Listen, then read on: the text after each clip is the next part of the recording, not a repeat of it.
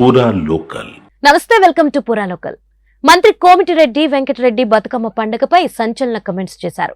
గత బీఆర్ఎస్ ప్రభుత్వ పాలనపై విమర్శలు చేస్తూ బతుకమ్మ బతుకమ్మ అంటూ మహిళలు పూలు చుట్టూ తిరుగుతారు. కానీ బతుకమ్మ పూల లోపల బాటిల్ ఉంటుందన్న సంగతి మహిళలకు తెలియదని కోమటిరెడ్డి చెప్పుకొచ్చారు.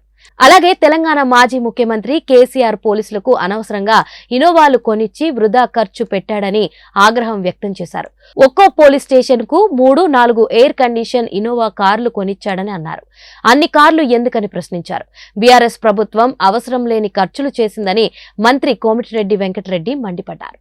బతుకమ్మ పూలు బతుకమ్మ బతుకమ్మ అంటే అందరూ ఏమనుకుంటారు, దాని చుట్టూ తిరిగిండు. ఆ బతుకమ్మ పూల లోపల బాటిల్ ఉంటుందని వాళ్ళకి తెలియదు మహిళలకు. ఇప్పుడు తెలిసింది కదా.